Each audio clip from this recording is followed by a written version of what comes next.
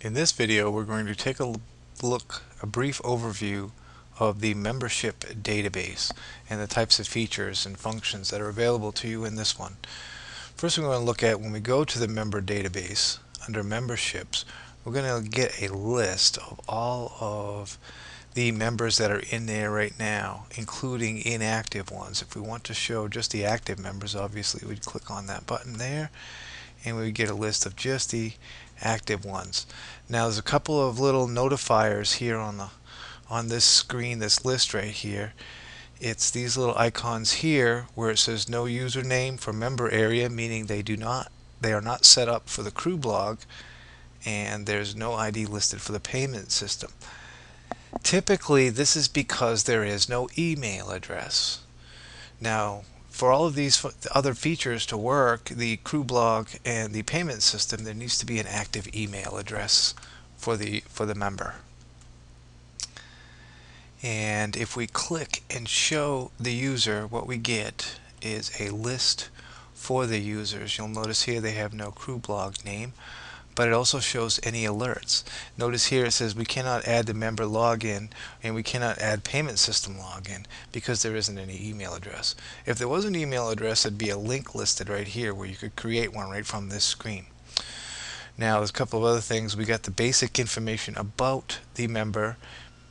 We also have a member history button where we can click and we can view and list and add all of the history, the payment histories for that particular member.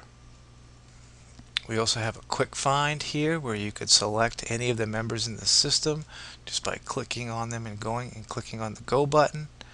We also have an add new where you can add new members, list all members, which takes you back to the first screen.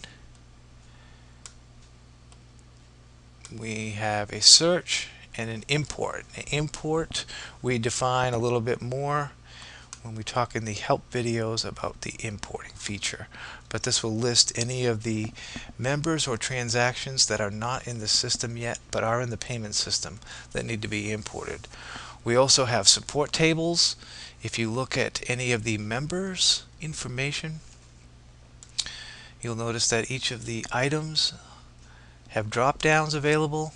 Let's go back to John Adams.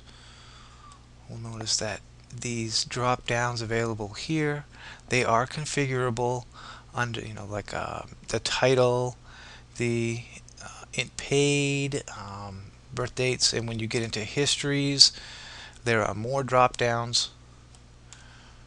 For instance, we'll go to this history here, and there are more drop downs for lockers, for float space and all that, and those are configurable and editable in the support tables. And along these help videos, we are going to go into each one of these items in more detail on the additional videos, and that concludes the overview.